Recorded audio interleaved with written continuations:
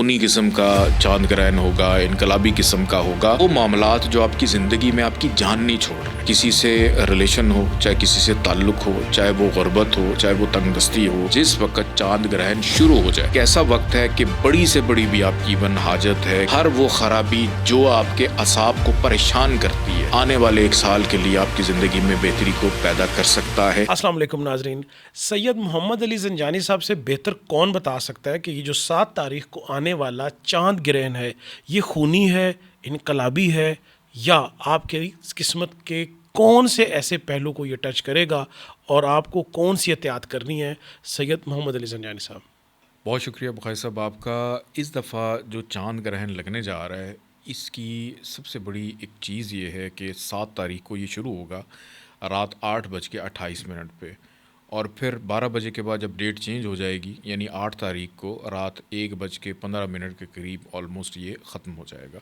यानी ये 5 घंटे का तवील दुरानिए का चांद ग्रहण है, और ये वो वक्त है कि जिस टाइम पे मून फुल स्विंग में होता है। ये भी कहा जा रहा है कि ये जो है एक खूनी किस्म का चांद ग्रहण होगा, इनकलाबी किस्म का होगा। बहुत सारे लोग प्रेडिक्ट कर रहे हैं। बहुत सारे लोग प्रेडिक्ट भी कर रहे हैं, और इसमें कोई शक नहीं, क्योंकि ये लग रहा है बुर्ज दल्फ में, एक्वेरियस में। और एक्वेरियस एक ऐसा ज़ोडिक साइन है कि जो पूरी दुनिया का वो निज़ाम जो इंसाफ पे मबनी होता है, यानी एक मौलम पोर्शन जो होता है, कि जैसे भी गुज़श्ता वीडियोज़ में आपने सुना था कि शर्फ़ मुश्तरी का हमने बड़ा जिक्र किया, खैर व बरकत। तो बुर्ज दल्फ के पास जो है वो इंसाफ होता है, चूँकि ज़ुहल इसका हाकिम से आ रहा है, और ये इतना ज़्यादा इंसाफ पसंद होता है कि वो अफराद जिनके मामलात ख़राब हों, बिगड़े हुए हों, अब इससे हमें फ़ायदा कैसे उठाना है कि लोग बजाय इसके कि परेशान हों कि चांद ग्रहण हमारे लिए कोई ख़राबी पैदा करेगा, मैं आपको इसका मुस्बत पहलू बता देता हूँ कि वो मामलात जो आपकी ज़िंदगी में आपकी जान नहीं छोड़ रहे, चाहे वो किसी से रिलेशन हो, चाहे किसी से ताल्लुक़ हो, चाहे वो गुर्बत हो, चाहे वो तंगदस्ती हो, चाहे आपकी नौकरी के मसाइल चल रहे हैं, आपने कहीं प्रमोशन अपनी करवानी है, ऐसा रिलेशन जिससे आप जान छुड़ाना चाह रहे हैं, आपके असाब पे को बंदा सवार हो गया है और आप नहीं उसके साथ इवन ताल्लुक़ भी रखना चाह रहे, या कोई बुरी आदत,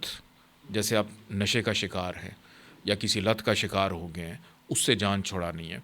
आपके कामों में रुकावट, आपने कहीं सफ़र करना है, सफ़र में दुश्वारी आ रही है, यानी वो काम जो बार बार करने के बावजूद आपका नहीं हो पा रहा, ये वो वक्त है कि जिससे आप फ़ायदा उठा सकते हैं कि जिस वक्त चांद ग्रहण शुरू हो जाए,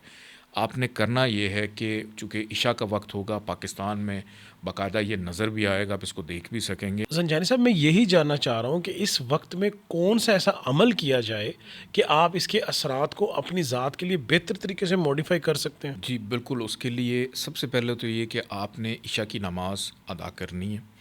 इशा की नमाज़ अदा करने के बाद आपने 2 रकत नमाज, जो नमाज़ कसूफ़ व खसूफ़ पढ़ते हैं, जिसको हम नमाज़ आयात भी कहते हैं, जो ग्रहण के लिए पढ़ी जाती, जो कि सुन्नत भी है,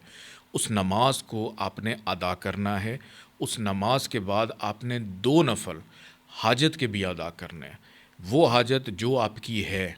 उसकी नीयत करके आपने वो नफल अदा करके आपने मुसल्ले पे ही बैठ जाना है क़िबला रुख होके, और उसके साथ साथ आपने सूरह कमर 2 दफ़ा अगर हो सके तो सूरह कमर ज़रूर पढ़ें। 1 दफ़ा भी आप पढ़ सकते हैं, लेकिन 2 दफ़ा अगर पढ़ें तो चूँकि 2 का आदत कमर का है, चाँद का है, 2 दफ़ा पढ़ें। अव्वल आखिर 14 दफ़ा दरूद पाक के साथ पढ़ने के बाद इसका सवाब हदिया करें। बीबी फ़ातिमा ज़हरा सलामुल्लाह अलैहा, उनके वसीले से दुआ करें, और अपने साथ एक प्याला रख लें जिसके अंदर 2 मुट्ठी चावल हों। 2 मुट्ठी चावल हों। आपने जब अपनी दुआ कर लें, सूरह कमर पढ़ लें, उन चावलों को सुबह दिन के औकात में आपने सदका कर देना है। चाहे आप चूंटियों को डाल दें, चाहे परिंदों को डाल दें, या किसी को दे दें। और ये एक ऐसा वक्त है कि बड़ी से बड़ी भी आपकी इवन हाजत है कि आपकी शादी नहीं हो रही है, औलाद की जानिब से कोई मसले मसाइल हैं, किसी स्कूल में एडमिशन नहीं हो रहा, कर्ज से जान छुड़ाना चाह रहे हैं,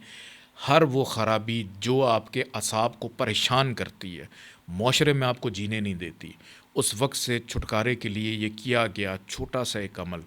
आने वाले एक साल के लिए आपकी ज़िंदगी में बेहतरी को पैदा कर सकता है। लेकिन शर्त यह है कि आपने नमाज आयात लाजमी पढ़नी है, जो कि सुन्नत रसूल हज़रत मोहम्मद मुस्तफ़ा सल्लल्लाहु अलैहि वसल्लम भी है, اور اپنا یہ جو پروٹوکول ہے اس کا بھی آپ نے لازمی خیال کرنا ہے. اور ایک چیز کہ وہ خواتین جو سورہ قمر یا نماز نہیں پڑھ سکتی تو ان کی جگہ کوئی اور بھی اس عمل کو کر سکتا ہے. بہت شکریہ. سید محمد علی زنجانی صاحب نے اپنے اس چاند گرہن کے پورے عمل سے بتاتے ہوئے، میں تو یہ سوچ رہا تھا کہ جو ایک خوف کا ایلیمنٹ اکثر ہمارے ذہنوں میں آتا ہے کہ چاند گرہن آ رہا ہے یا سورج گرہن آ رہا ہے، تو اس سے ہم بہت زیادہ خوف زدہ ہو جاتے ہیں. تو اتنا خوبصورتی سے الیبریٹ کیا اور اس کو اتنا آسانی سے اپنی قسمت کو بدلنے کے لیے اللہ کے حضور سجدہ ریز ہونے کا جو طریقہ بتایا، آپ لازمی کیجیے.